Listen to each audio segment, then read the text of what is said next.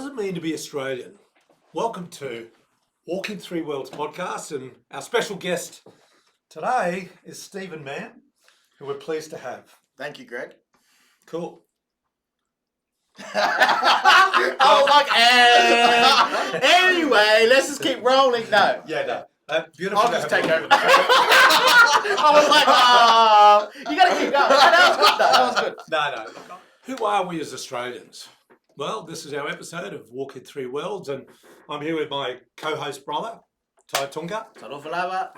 And I'd like to acknowledge our traditional custodians of this land, this great land that we live on and that we all share, and in particular, the Yagara people and the Yugambeh speaking language, and also the Turrbal people, who are also the Brisbane Yagara people as well. Now, we've got a special guest, Ty. We do. So, before we even go, acknowledge all elders of all nations who are here. Whakulo waku ya o ko kangaka o na maoko malalawa whai kako mawhakanga nei. Whai kako kalakan ngoa mea whiawhia ma angu.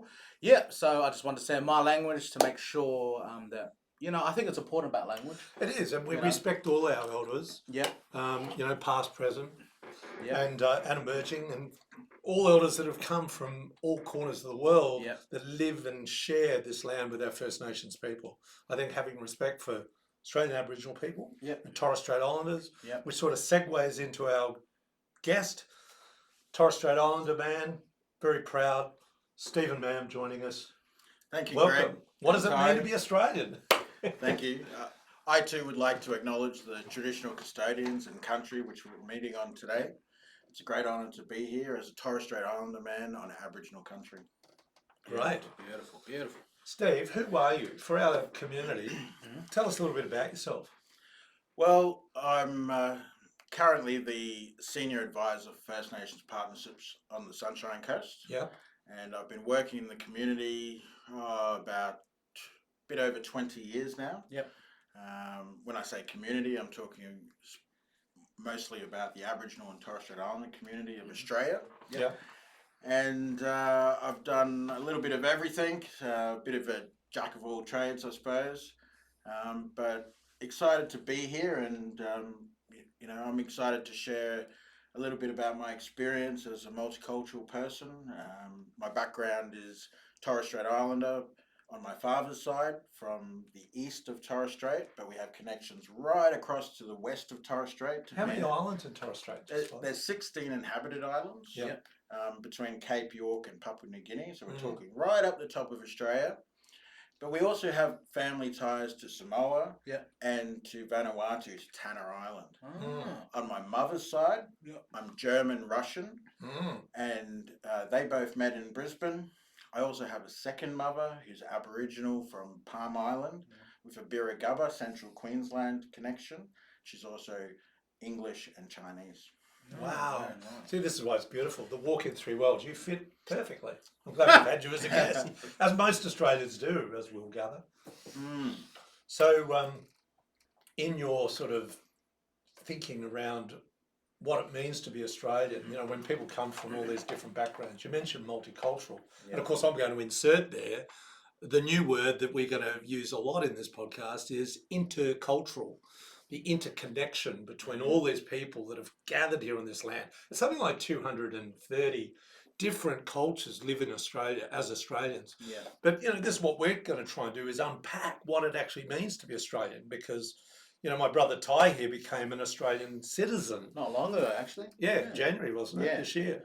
But it's just, I think this is great to have, our special guest, Stephen, because we do have such a massive, what was your word? Intercultural, community, especially down here in, in Yagara, my auntie Sia's got a Samoan shop. But our auntie Sia come get some kekapua's later and some. That's you've got that, and then you've got a massive African community, a massive Indigenous community. There's so many different cultures, and you just have to go to Inala. You know what I mean? There's the Vietnamese. Yep. So I think Sunnybank. Well, Chinese. You know what I mean? Korean. So I think it's great that we got Stephen to be able to work on that, and especially because he's German, Chinese, Russian. What else?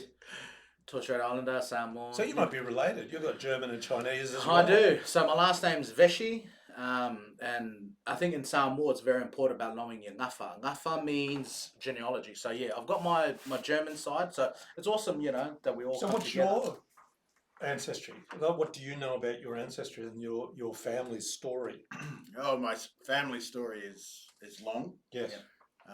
As I mentioned, we can trace our roots back on my father's side to Samoa and Vanuatu, and obviously Torres Strait. But just because Europeans found the Torres Strait Islanders in Torres Strait doesn't mean that we're from Torres Strait. Yeah.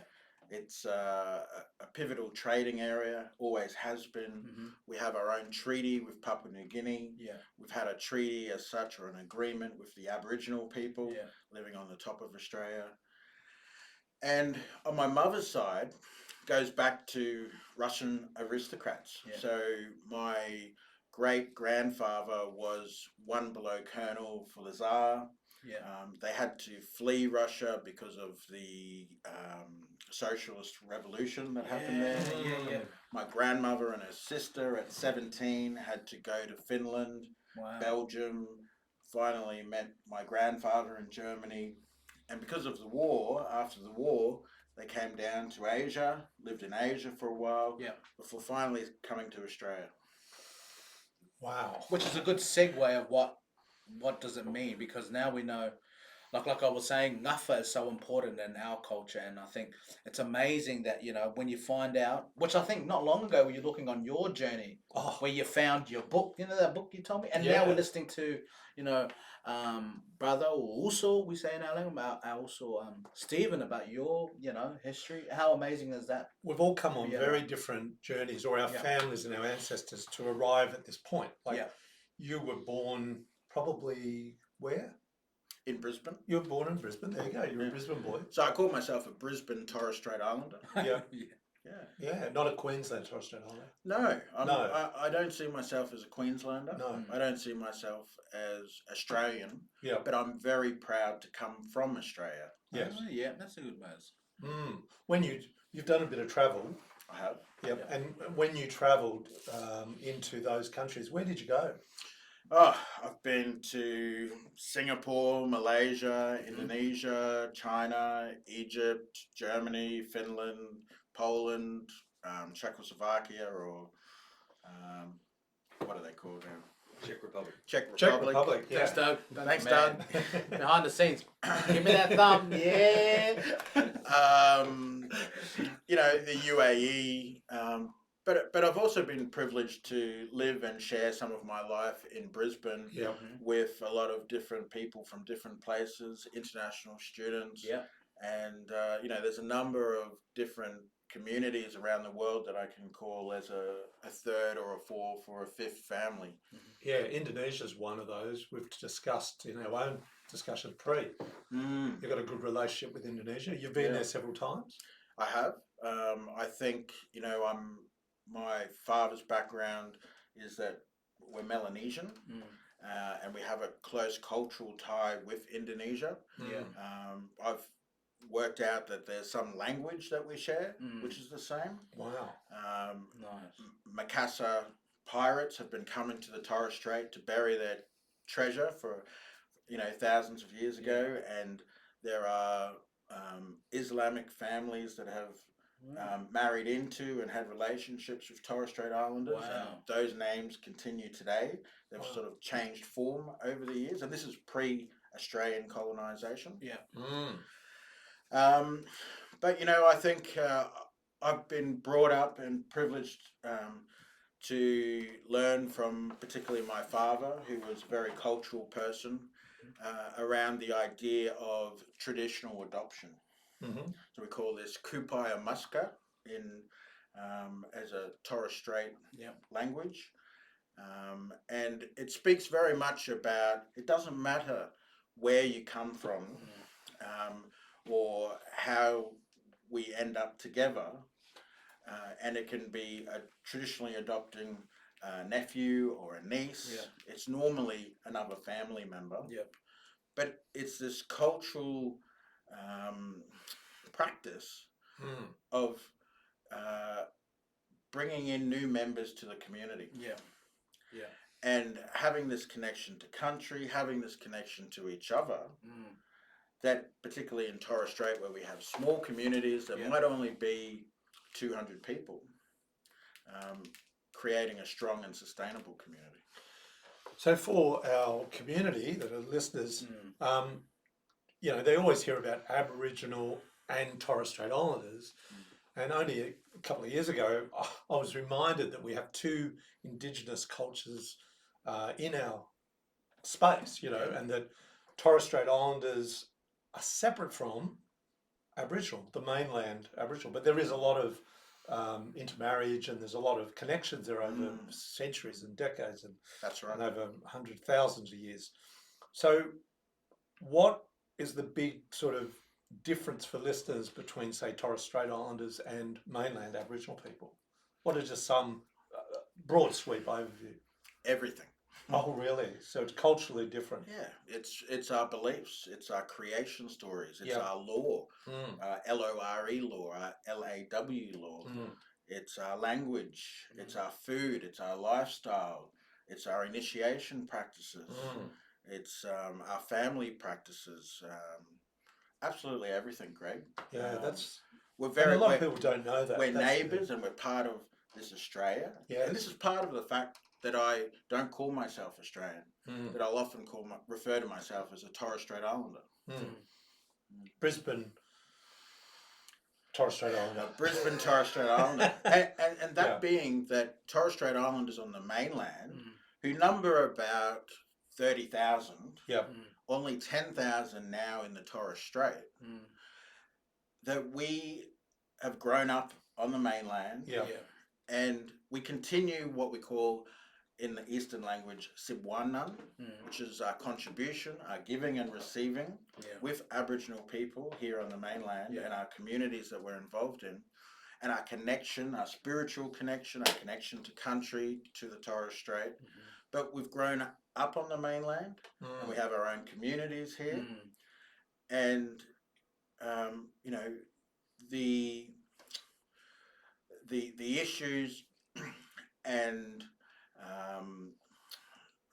I'm not sure where I'm going with this, but the you know, the needs of our communities here on the mainland are also different to the needs from Torres Strait. So just picking up the point, you said there were 30,000 on the mainland and about 10,000 back home. I read once, because I wanted to know how many Torres Strait Islanders exist, I saw an amount of 80,000 in total. Is there a lot overseas and in different places as well, dispersed? No, there's not. Okay. The numbers may have increased over the last few years. I don't know if there's as many as 80,000, but it could. I think it's also partly because people are identifying more now. Okay.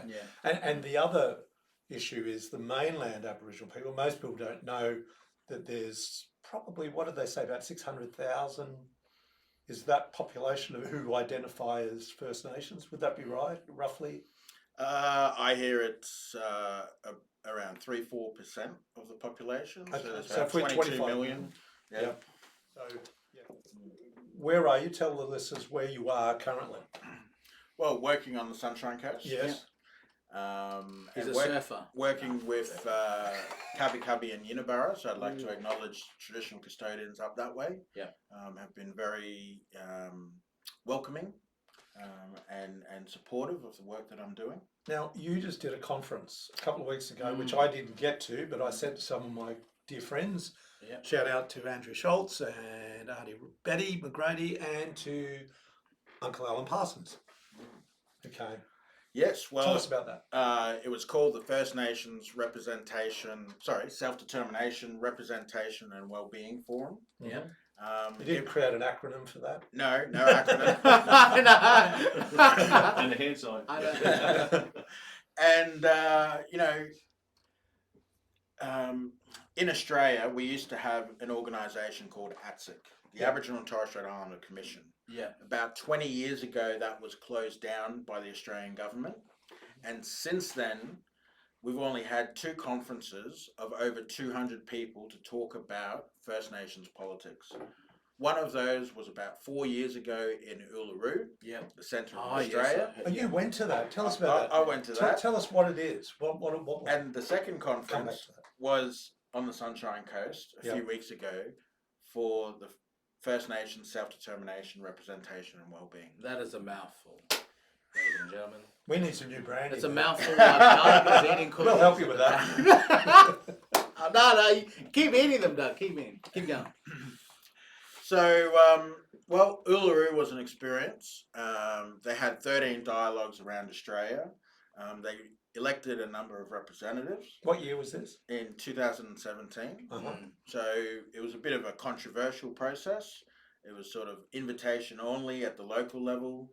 And then a number of people from each of those local areas went to the centre of Australia and they talked about that. It was highly facilitated. Yeah. But the one thing that stood out for me was that everybody wants the same thing. Yeah.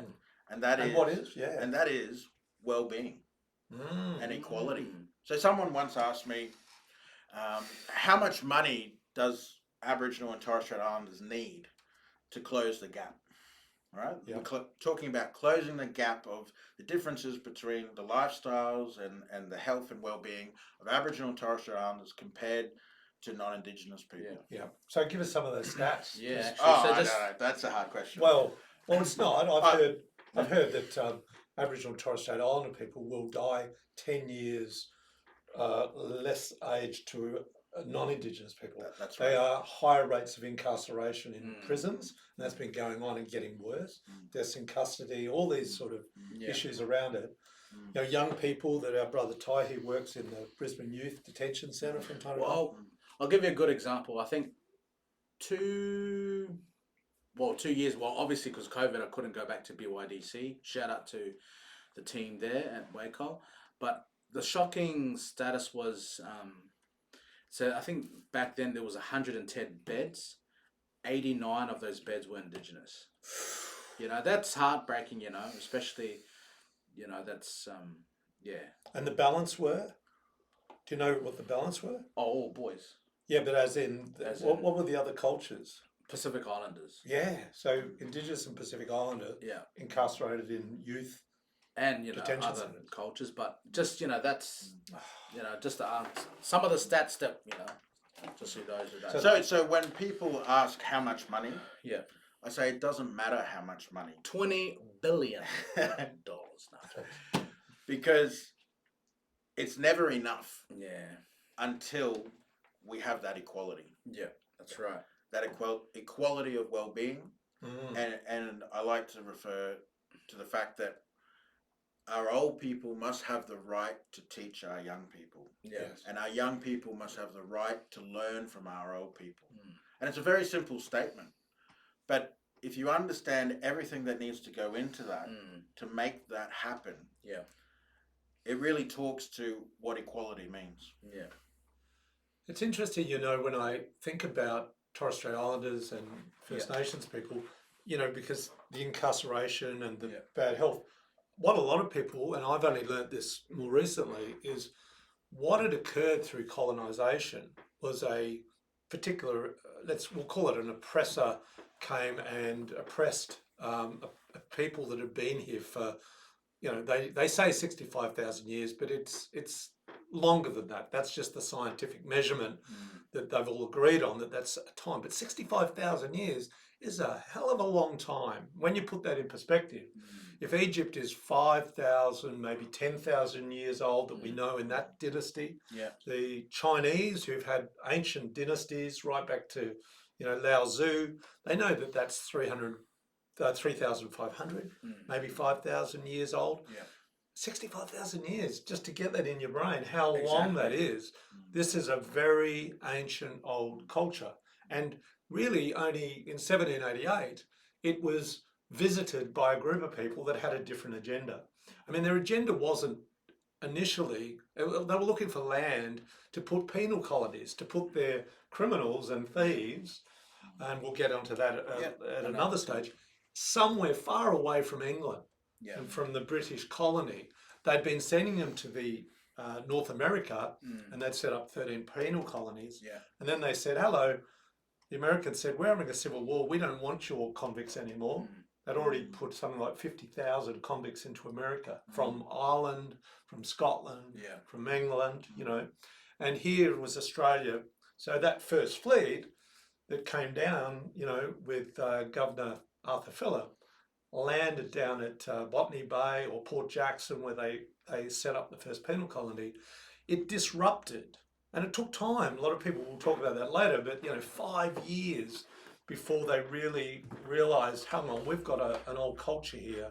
How do we interact with that? And they really disrupted it. They brought the disease and the alcohol and all these bad things, and that's really had an effect. And that's had an effect to disrupt. But I think it's also really important to understand that today we often hear about those last 200 years, but we don't hear about the history that was recorded before that. And when I say recorded, I don't mean written down. But there are artifacts around this country, and there are songs and storylines, those creation stories that have been shared and preserved. We've lost a lot of it, but we're trying to reclaim a lot of it as well. And I think it's also fair to say that 200 years of history, and particularly what we call the deficit approach, looking at all the bad things and the negative things that have happened over the years, is not as much an Aboriginal history or a Torres Strait Islander history, but is a European history. And those people new to this country need to understand their history. Yeah, that's true. That's right. So that Aboriginal and Torres Strait Islanders have a very strong, a very proud history, culturally, very have a lot of integrity, and what they've experienced has been much more about the European history as it is their history. So, you go.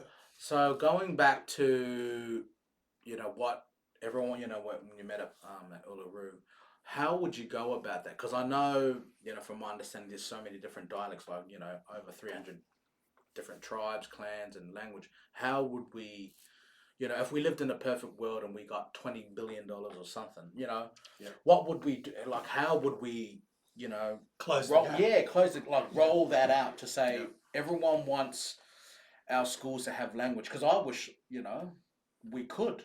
Like, I really do. I know that, I think, talking with my partner, they're starting, I think they've already started, I'm not sure, in Mitchell to teach, like, Gungri language. So they're trying to start. But see, that's only obviously, that's just that border there. So how would you, you know, so explain to the viewers, because it's all different languages, you know. Well, it is about this, that I think the current count is about 780 languages were spoken in this country. And they basically represent all the different family groups that existed around Australia. And people say, well, how are we going to have them all talking to each other and have some sort of consensus? But then I always think about Auntie Mary Graham, Dr. Mary Graham. She talks about multipolarity, which is around all these different nations interacting with each other, but also with mutual respect. And that mutual respect came from their connection to country and their responsibilities to country. So for thousands of years, tens of thousands of years, they existed. It happened. Yeah, that's right. You know, we've done it before. Yeah. And it was through those traditional practices and our cultural beliefs that we were able to maintain governance in this country. And manage the country, you know, look after country. And there were sciences, and there were mathematics and physics and astrology. All of these things were happening in this country before colonization. So, because I believe, you know, if you've been in this land for over 65,000 years, and what, you know, I want you to explain to the viewers out there, when the first Europeans come, what did they say this land was? Well, they said that this land was just plants and animals. See? Flora and fauna. And Aboriginal people were classified as flora and fauna. Up until when? How long? Up until about 1967. See, that's... Whoa. So that's almost like the same time with the, you know, civil rights movements and in America and all that stuff. It's But not that long ago. No. I mean, I was born in 1958. and I think the viewers out there, to understand, like, there's with Australian history, there's a dark history, and 1967. I think I was explaining the other podcast before about my partner's grandmother, who was explained to me in Mergen that the toilets that's the black toilet and that's the white toilet. And if you get caught, going after dark, you'll be arrested, and you have to have a passport to be able to go to Mergen. And having Stephen here to explain, isn't that strange how our history has come? So the way forward, Yeah. like the way forward, part of this thing, the Uluru Statement of the Heart, the conference you put on it, the optimism and the way forward in terms of politically and economically and the well-being of Aboriginal and Torres Strait Islanders. What do you see, or what do you see your community in the broader sense are wanting to happen, to change? Like, what needs to happen? Well, I think what is happening is that these communities are talking for themselves. Yeah. And they're saying that they want to be self-governing. Yeah. They want to have their self-determination. Now, some of these communities are individual nations. Yep. And others are regional groups, or that are working on regional governance. So the shift in governance. What about the India song Treaty, and because that was like released 25 years ago, wasn't it? That song. Yeah. 25 years ago, treaty, and do we have a treaty? Should we have a treaty? Absolutely, we should have a treaty. I often advocate for an accord. So this is about having everybody stand up, not as a compromise, not as a negotiation as such as there's a winner and a loser, but an accord where everyone stands up and says this is the right thing to do, and we're just going to do it. So like a treaty and then an accord, so that's sort of a final conclusion to a treaty. They could be the same thing. Right. So it could be called an accord, but in legal sense is a treaty. So it's an agreement. From Uluru, the statement from the heart spoke about Makarrata. Makarrata is dispute resolution cultural ways. So we use an Aboriginal word for that. Yeah. And it's not that it's Western law, but it recognises First Nations law. Because this is about having the voice and being heard, which has been one of the challenges of colonisation, isn't it? Because we've absolutely had this British truth telling is an important part. Yeah. And of that, witnessing. Yes. Yeah. Giving people the opportunity to tell their story and other people listening to that story. Yeah. Fantastic.